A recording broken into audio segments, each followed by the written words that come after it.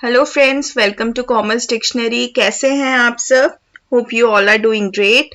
मैं हूं ईशा और हम पढ़ रहे हैं क्लासिफिकेशन ऑफ बिजनेस एक्टिविटीज, जिसका एक पार्ट मैं इंडस्ट्री कवर कर चुकी हूं अपने लास्ट वीडियो में, जिसकी लिंक आपको ऊपर आई बटन में और नीचे डिस्क्रिप्शन बॉक्स में भी मिल जाएगी। साथ ही में उसके नोट्स भी मेरे ब्लॉग पे अपडेट हो चुके हैं, तो आप उसके नोट्स भी देख सकते हैं।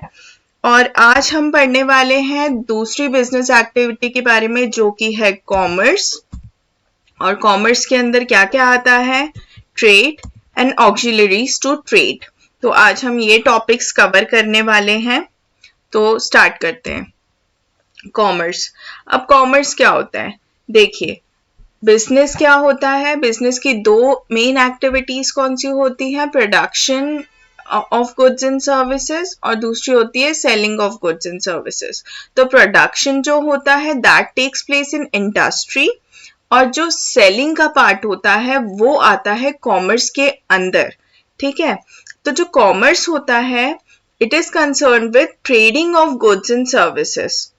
ठीक है, जो जब हम गुड्स को प्रोडक्शन के प्लेस से कंजम्पशन तक पहुंचाते हैं, यानी कि प्रोड्यूसर से कंज्यूमर तक पहुंचाते हैं, उसको बोलते हैं कॉमर्स। और उसके अंदर वो सारी एक्टिविटीज आती हैं जो ये ट्रेड को पॉसिबल करती है। जो प्रोड्यूसर और कंज्यूमर के बीच का डिफरेंस होता है वो कॉमर्स फिल करता है, और ये एक लिंक प्रोवाइड करता है प्रोड्यूसर और कंज्यूमर के बीच में। ठीक है, तो कॉमर्स में दो एक्टिविटीज होती हैं। पहला, गुड्स एंड सर्विसेज का ट्रेड करना।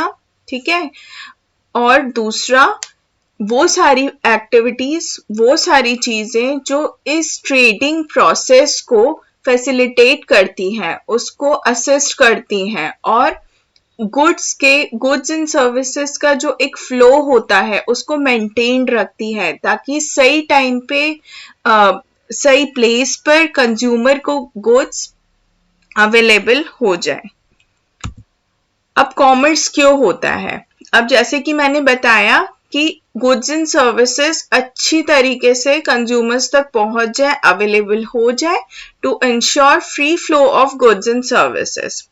अब हम कुछ भी काम करते हैं, जैसे अब फॉर एन एग्जाम्पल पढ़ने ही बैठे तो हमारी कितनी अड़चने आती है। कभी लाइट चली जाती है, कभी हमें गर्मी लगती है, कभी प्यास लगती है, कभी भूख लगती है, राइट? खैर, ये तो मजाक है, पर जब हम एक बिजनेस करते हैं तो बहुत सारी अड़चने आती हैं, बहुत सारे ऑब्स्टेकल्स आते हैं, उनको बोलते हैं हिंड्रेंसेस। तो इन सारे हिंड्रेंसेस को रिमूव करने का जो प्रोसेस होता है, रिमूव करने के लिए जो एक्टिविटीज की जाती हैं वो आती हैं कॉमर्स के अंदर। जब हम गुड्स एंड सर्विसेज की ट्रेडिंग करते हैं तब बहुत सी ऐसी चीजें हैं जिनको हमें ओवरकम करना पड़ता है, जिनको बहुत से ऐसे ऑब्स्टेकल्स आते हैं जिनको हमें हटाना पड़ता है, रिमूव करना पड़ता है, हिंड्रेंसेस आते हैं। ठीक है, अब वो हिंड्रेंसेस कौन कौन से आते हैं? पर्सन, लोगों के फॉर्म में आते हैं, टाइम के फॉर्म में आते हैं, प्लेस के फॉर्म में आते हैं, रिस्क के फॉर्म में आते हैं, फाइनेंस के फॉर्म में आते हैं, और इंफॉर्मेशन के फॉर्म में आते हैं। अब हम ये पढ़ेंगे कि इन ऑब्स्टेकल्स को कैसे रिमूव करा जा सकता है। देखिए, सबसे पहले जो हिंड्रेंस ऑफ पर्सन है वो किसके थ्रू रिमूव होता है? वो ट्रेडिंग के थ्रू रिमूव होता है ना?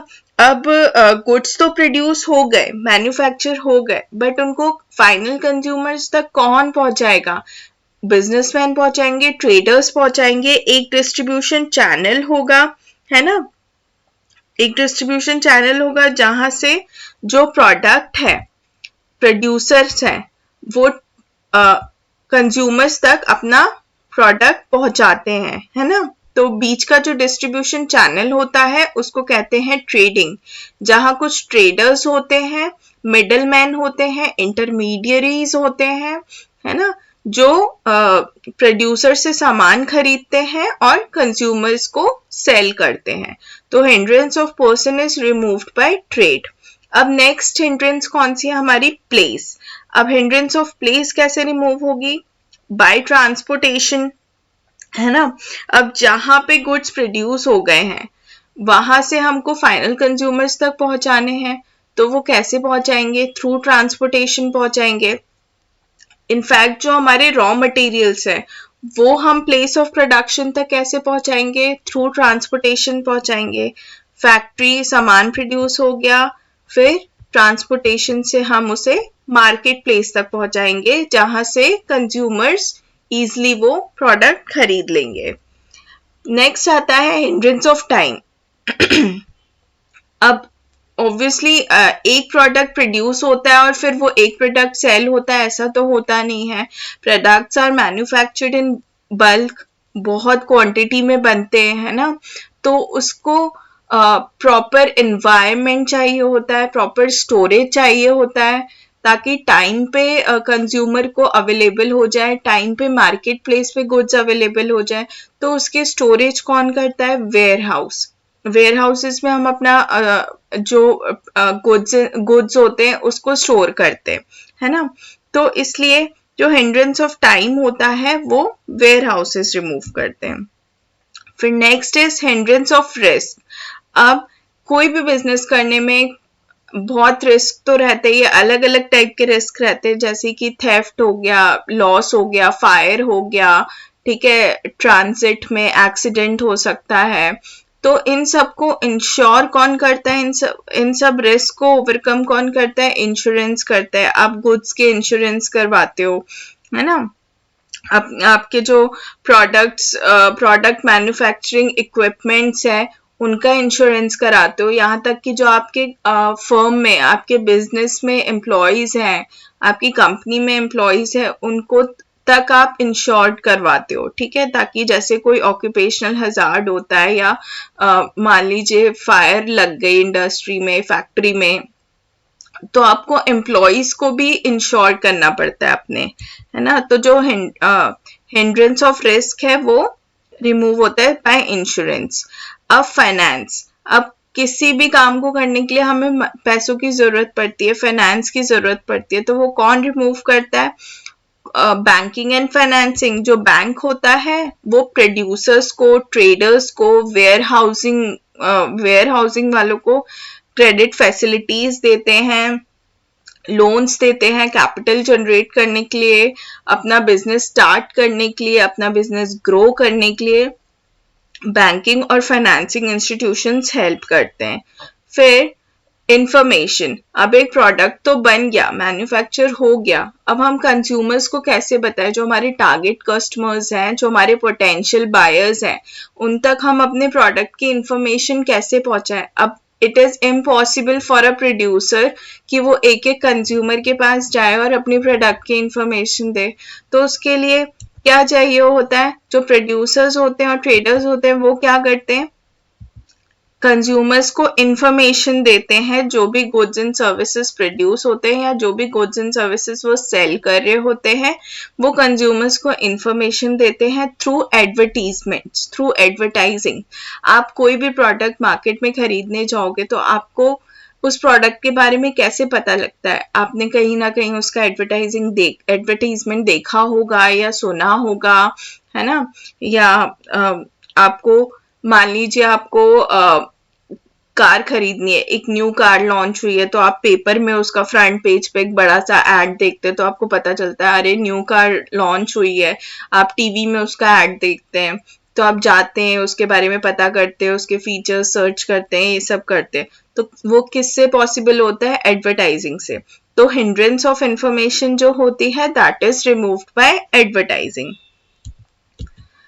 अब देखिए, अब हम आगे बढ़ते हैं।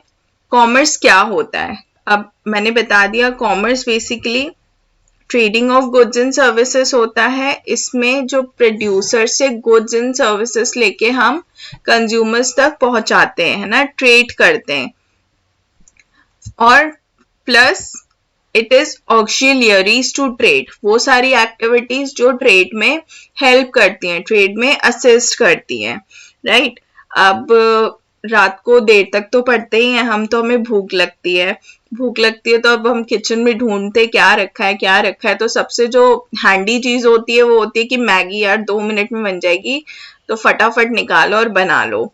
पर अब मैगी है नहीं किचन में आज, तो अगले दिन सोचा सुबह सुबह उठ के यार आज तो हमें मैगी खानी है रात को। तो हम जाते हैं, क्या करते हैं, हम स्टोर में जाते हैं मैगी लेने, है ना। अब वो स्टोर में कैसे पहुंची मैगी, ट्रेड के थ्रू पहुंची। पहले प्रोड्यूसर ने होलसेलर को दी होगी, फिर होलसेलर्स ने रिटेलर्स को वो सेल की होगी, फिर रिटेलर आपको सेल करता है। तो आप एक स्टोर में पहुंचे हो मैगी लेने, ओके। अब वो मैगी उस स्टोर तक कैसे पहुंची, अपने प्लेस ऑफ प्रोडक्शन से, थ्रू ट्रांसपोर्टेशन। मैगी का अपना ट्रांसपोर्टेशन सिस्टम है ना, वहां से पहुंची। फिर अब मैगी का प्लांट लगाने के लिए, मैगी मैन्युफैक्चर करने के लिए बहुत सारी चीजों की रिक्वायरमेंट होती है। इनफैक्ट वो जो स्टोर वाले अंकल हैं उनको अपना बिजनेस स्टार्ट करने के लिए भी फाइनेंस की जरूरत पड़ी होगी। तो उसमें किसने असिस्ट किया उनको, बैंकिंग और फाइनेंशियल इंस्टीट्यूशंस ने। फिर अब जैसे कि मैंने बताया था बहुत सारे रिस्क होते हैं एक बिजनेस में, है ना। तो उसको कौन कवर करता है, इंश्योरेंस कवर करता है। फिर अब मैगी, एक एक पैकेट मैगी तो बनता नहीं है, there are Maggi is produced in bulk, बहुत ही लार्ज क्वांटिटी में प्रोड्यूस होती है, क्योंकि पूरा देश मैगी खाता है, तो बहुत ही ज्यादा क्वांटिटी में प्रोड्यूस होती है ना। तो उसकी प्रॉपर स्टोरेज के लिए कि वो खराब ना हो, तो उसके लिए कौन हेल्प करता है, वेयर हाउसिंग। फिर अब मैगी के बारे में आपको कैसे पता चला, ऑब्वियसली मैगी मैगी मैगी ये ट्यून तो सबके दिमाग में चढ़ी रहती है। तो आप ऐड देखा था मैगी का सबसे पहले आपने, तो आपके दिमाग में आया जब छोटे, बहुत ही छोटे रहे होंगे जब मैगी इंडिया में आई थी।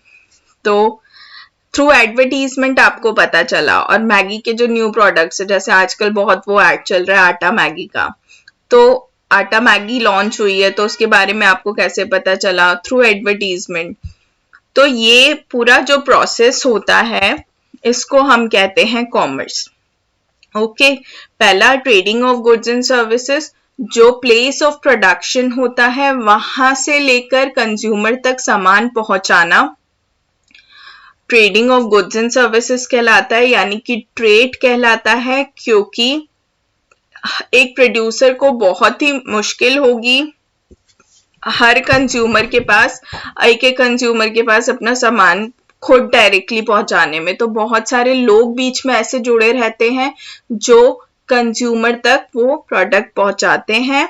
और फिर बहुत सारी चीजें ऐसी होती हैं, बहुत सारे ऐसे ऑब्स्टेकल्स होते हैं जिनको कवर अप करने के लिए ऑक्सिलरीज टू ट्रेड, यानी कि वो एक्टिविटीज जो ट्रेडिंग एक्टिविटीज को के फ्री फ्लो ऑफ गुड्स में को इंश्योर करती हैं, प्लस ट्रेडिंग एक्टिविटीज को असिस्ट करती हैं, that are all auxiliaries to trade, okay. अब ट्रेड क्या होता है, it refers to sale, transfer और एक्सचेंज ऑफ गुड्स, है ना। फिर जो गुड्स होते हैं वो मैन्युफैक्चरर से कंज्यूमर तक ट्रांसफर होते हैं through various channels of distribution, okay. Now it also creates place utility. Place utility का मतलब होता है वो कस्टमर्स को प्रोडक्ट एक्सेसिबल बनाते हैं। जब कस्टमर्स को रिक्वायरमेंट रहेगी तो कस्टमर को इजीली वो मार्केट में जाके प्रोडक्ट खरीद पाएगा, वो हेल्प करता है ट्रेड, ठीक है। और जो ट्रेडर होता है वो प्रोड्यूसर और कंज्यूमर के बीच का लिंक होता है। अब जो ट्रेड है वो दो चीजों में, दो पार्ट्स में क्लासिफाइड है। पहला है internal trade and another is external trade. अब जैसे मैं एग्जांपल्स दूं, तो जैसे फेविकॉल हो गया। अब फेविकॉल की फैक्ट्री से डायरेक्ट आपके हाथ में तो आ नहीं जाएगा, बीच में बहुत सारे ऐसे चैनल्स हैं जिनके थ्रू होते होते आप तक फेविकॉल पहुंचता है। तो जैसे कि देखिए, पहले फेविकॉल फैक्ट्री से प्रोडक्ट कहाँ जाता है, अलग अलग सिटीज में फेविकॉल डिपोज है, वहां पर जाता है। पिडिलाइट जो उसकी पेरेंट कंपनी है उनके डिपोज हैं, तो वहां पर फेविकॉल जाता है। फिर C&F एजेंट्स होते हैं, कैरिंग एंड फॉरवर्डिंग एजेंट्स, उनके वो खरीदते हैं, ठीक है। फिर वो किसको सेल करते हैं, होलसेल स्टॉकिस्ट को सेल करते हैं, जो बहुत ही ज्यादा बल्क में, बहुत ही ज्यादा क्वांटिटी में C&F एजेंट से फेविकॉल के प्रोडक्ट्स लेता है। फिर होलसेल स्टॉकिस्ट से कौन खरीदते हैं? होलसेलर्स खरीदते हैं और रिटेलर्स खरीदते हैं। फिर उनसे कौन खरीदता है? कंज्यूमर्स खरीदता है। तो ये जो भी बीच में ये सब जो भी चेन है पूरी, ये जो पूरी चेन है इसको बोलते हैं हम ट्रेड। ठीक है, ये होती है ट्रेडिंग एक्टिविटीज।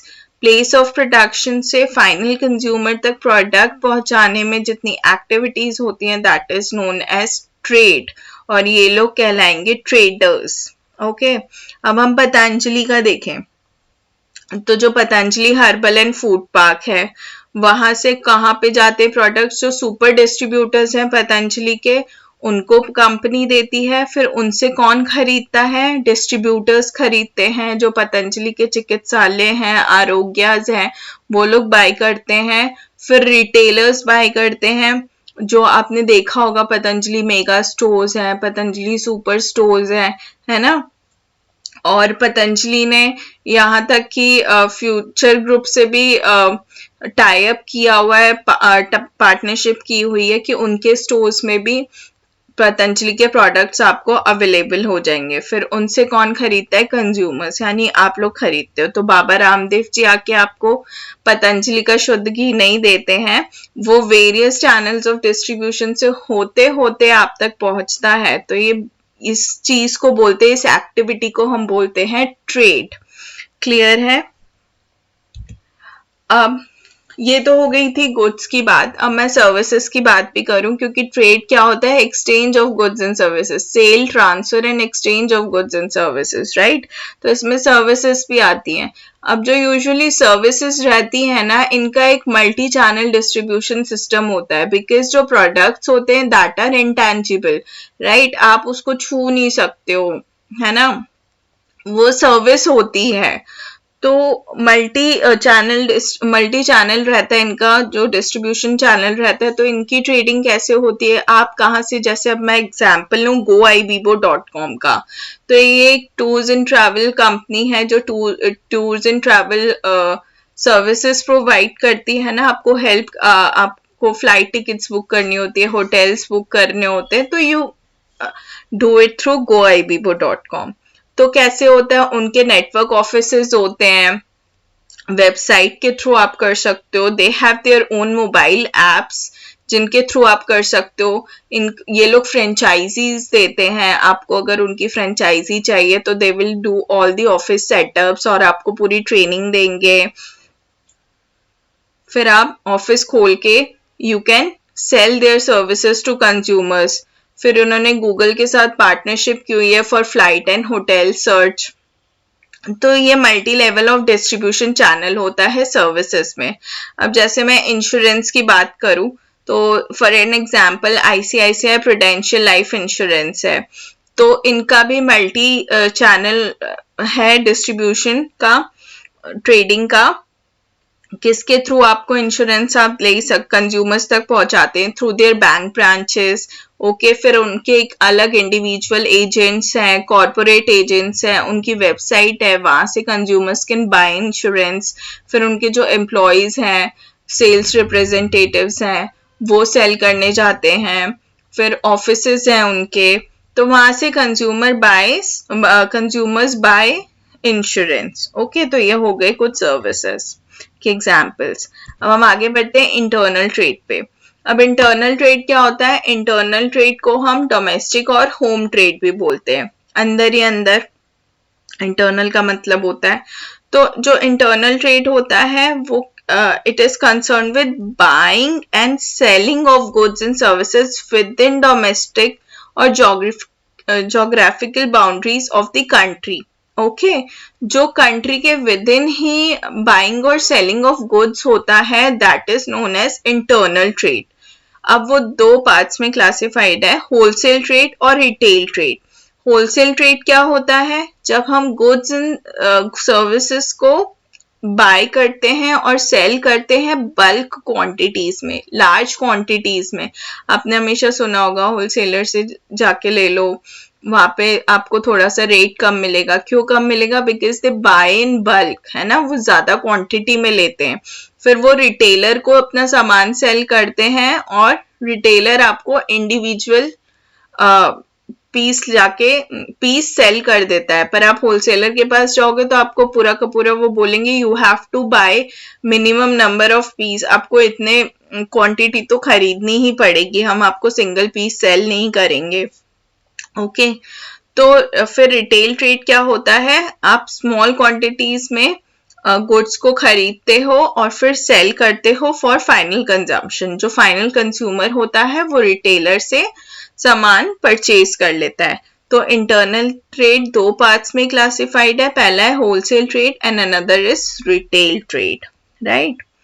अब एक्सटर्नल ट्रेड, एक्सटर्नल ट्रेड क्या होता है, एक्सटर्नल जितने भी मैंने पीछे एग्जांपल्स दिए थे आपको, दैट इज इंटरनल ट्रेड, क्योंकि वो अपनी कंट्री के विद इन ही हो रहा है, कहीं बाहर से नहीं आ रहा है, तो दैट इज इंटरनल ट्रेड। जो मैंने पतंजलि का एग्जांपल दिया, फेविकॉल का एग्जांपल समझाया, that is internal trade. Okay फिर बात करते हैं एक्सटर्नल ट्रेड की।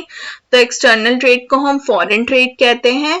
जब गुड्स एंड सर्विसेज के जो बाय एंड सेल ट्रांजैक्शंस होते हैं, एक्सचेंज होता है, वो दो या दो से ज्यादा कंट्रीज के बीच में होता है, तो उसको हम बोलते हैं एक्सटर्नल ट्रेड, है ना। जब भी हम इंपोर्ट करते हैं, एक्सपोर्ट करते हैं या एंट्रीपोर्ट करते हैं, उसको बोला जाता है एक्सटर्नल ट्रेड। जब हम जो लोग या ऑर्गेनाइजेशंस या बिजनेस फर्म्स दूसरी कंट्रीज में उनसे हम डील कर रहे हैं, ट्रेडिंग कर रहे हैं, उनसे गुड्स खरीद रहे हैं, उनको गुड्स सेल कर रहे हैं, तो वो कहलाएगा एक्सटर्नल ट्रेड। अब ये तीन पार्ट्स में क्लासिफाइड है, पहला is import, second is export and third is entrepot. हम समझते हैं एक एग्जाम्पल से। पहला इंपोर्ट, इंपोर्ट मतलब हम किसी कंट्री से सामान खरीद रहे हैं, we are buying something from another country, ठीक है, उसको हम बोलते हैं import.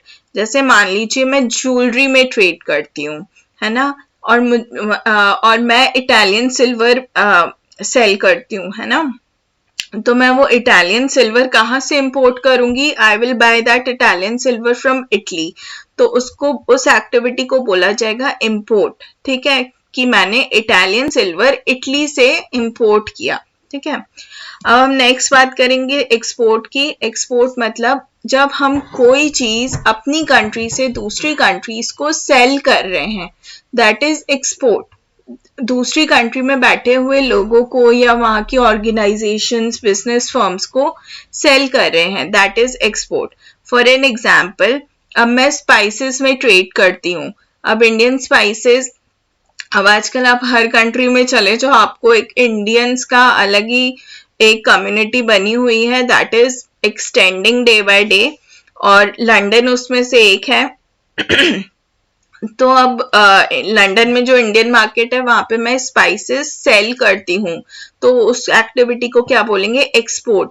I export spices to UK, I export spices to London, तो इस एक्टिविटी को बोला जाएगा एक्सपोर्ट। अब थर्ड इज एंट्रीपोर्ट। एंट्रीपोर्ट में क्या होता है कि मैं एक कंट्री से सामान खरीद रही हूँ to export it to another country, एक कंट्री से सामान खरीद रही हूँ, उसको दूसरी कंट्री में सेल करती हूँ, उसको बोलते हैं एंट्रीपोर्ट।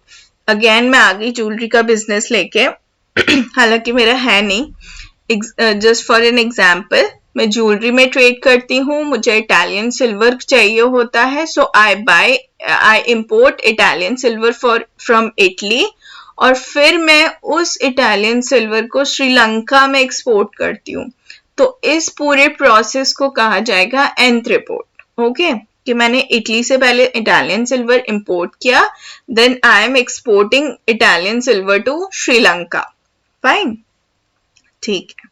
अब नेक्स्ट आगे बढ़ते हैं हम ऑक्सिलरीज टू ट्रेड में। अब ऑक्सिलरीज टू ट्रेड मैंने बताया था आपको, वो सारी एक्टिविटीज जो हेल्प करती हैं गुड्स एंड सर्विसेज की ट्रेडिंग में, जो ट्रेडिंग को असिस्ट करती हैं, फैसिलिटेट करती हैं, है ना।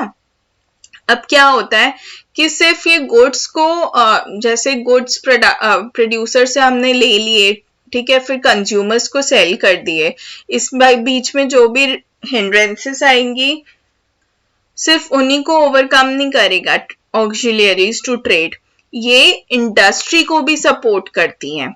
कैसे सपोर्ट करती हैं?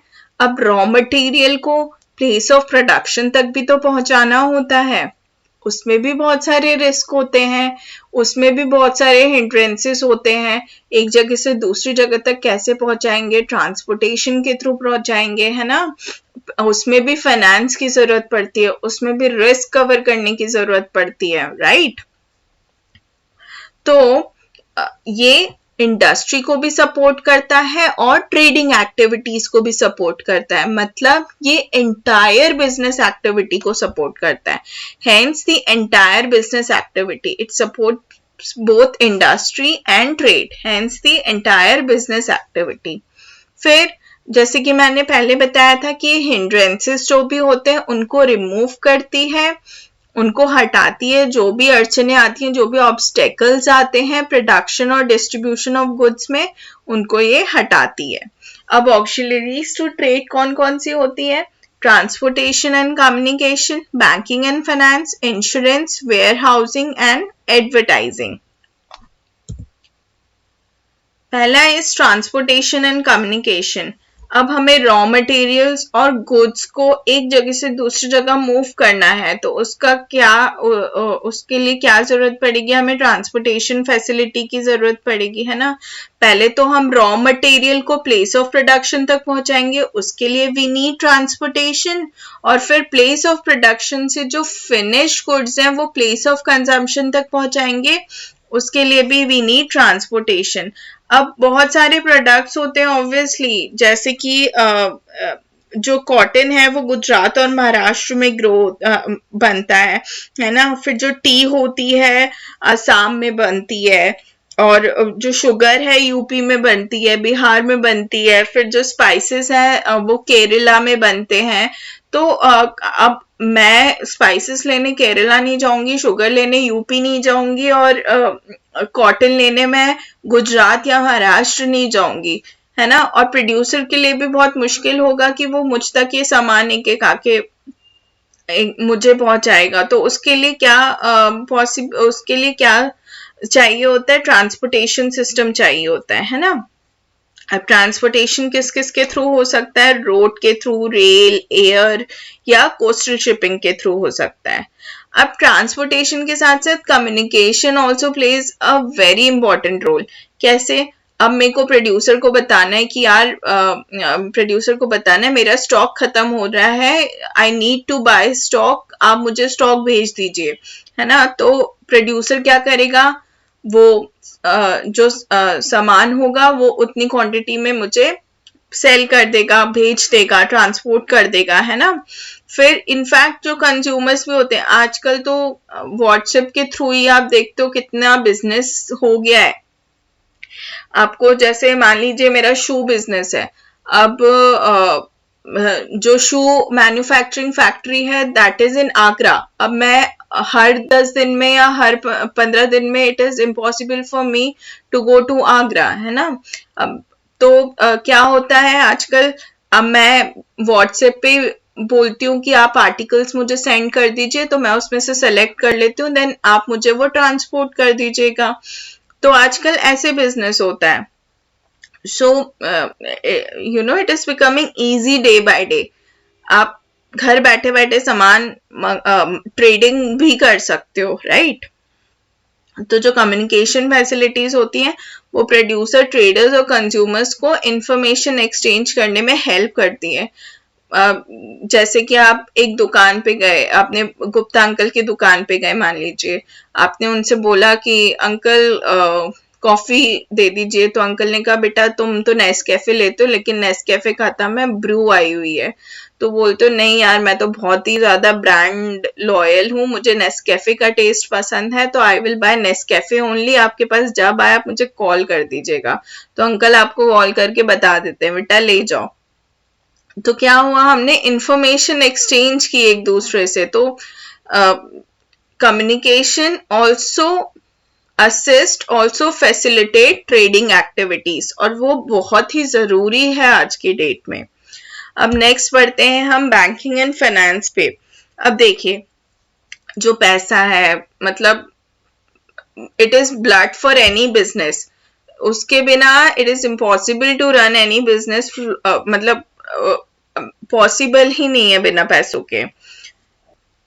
फिर हर बिजनेस को जरूरत पड़ती है कैपिटल जनरेट करने के लिए, एसेट्स खरीदने के लिए, रॉ मटेरियल्स खरीदने के लिए, daily to daily working capital की जरूरत पड़ती है, बहुत सारे एक्सपेंसेस होते हैं, उनको ओवरकम करने के लिए हमें पैसों की रिक्वायरमेंट होती है, फंड्स की रिक्वायरमेंट होती है, ताकि हमारा बिजनेस बिना किसी रुकावट के इजीली काम करता रहे, प्रोडक्शन बढ़े, हमारी सेल बढ़े। तो वो कैसे पॉसिबल हो पाता है? Through banking and finance, through banking and financial institutions. अब जो बैंक्स होते हैं, कमर्शियल बैंक्स हो गए या फाइनेंशियल इंस्टीट्यूशंस हो गए, वो हमें क्या फैसिलिटीज प्रोवाइड करते हैं? ओवरड्राफ्ट फैसिलिटीज प्रोवाइड करते हैं कि आप अपने अकाउंट से इतनी बढ़कर आप खर्च कर सकते हो, फिर आप बाद में हमको उतना रिटर्न कर सकते हो। क्रेडिट फैसिलिटीज देते हैं, ठीक है, चेक्स कलेक्ट करते हैं। और क्या होता है? रेमिटेंस ऑफ फंड्स होता है। रेमिटेंस ऑफ फंड्स मतलब आपको फंड्स ट्रांसफर करने, आपका बिजनेस मान लीजिए दिल्ली में है और आप सामान खरीदते हो मुंबई से, तो मुंबई जाके तो कैश दोगे, मतलब कैश देना इज इम्पॉसिबल ना, तो आप बैंक के थ्रू यू ट्रांसफर फंड्स, है ना, रेमिटेंस मतलब ट्रांसफर ऑफ फंड्स। फिर आप बिल्स डिस्काउंट करवा सकते हो। फिर उसके बाद क्या करते हैं बैंक्स और क्या करते हैं? एक्सपोर्टर्स को हेल्प करते हैं इंपोर्टर्स से मनी कलेक्ट करने में, कैसे करेंसी कन्वर्जन करते हैं, क्योंकि हर कंट्री की करेंसी इज डिफरेंट ना, तो करेंसी को कन्वर्ट करने में हेल्प करते हैं। फिर रेजिंग कैपिटल फ्रॉम पब्लिक। अब जो कंपनीज होती हैं, बड़ी बड़ी कंपनीज होती हैं, उनको ग्रो करने के लिए, उनको डाइवर्सिफिकेशन करने के लिए या उनको एक्सपैंड करने के लिए फंड्स की जरूरत पड़ती है, तो वो कभी कभी पब्लिक से पैसा लेती हैं, यानी कि शेयर्स इशू करती हैं अपने। उसके लिए बैंक्स कैसे हेल्प करते हैं? डीमैट अकाउंट्स आप बैंक में ओपन कर सकते हो, है ना। जब कंपनी पहली बार शेयर इशू करती है, आईपीओज इशू करती है, इनिशियल पब्लिक ऑफर देती है, तो आप बैंक के थ्रू फाइल कर सकते हो उसको। तो ऐसे ये कंपनीज को भी हेल्प करती हैं to raise capital from public. फिर बहुत सारे आजकल जैसे आप मेक इन इंडिया आ गया है, बहुत सारे स्टार्टअप्स होते हैं, स्टार्टअप्स हो रहे हैं, तो उसके लिए अलग अलग योजनाएं बनाई हुई हैं गवर्नमेंट ने, लाइक प्रधानमंत्री मुद्रा योजना हो गई, आपको इजीली लोन मिल सकता है।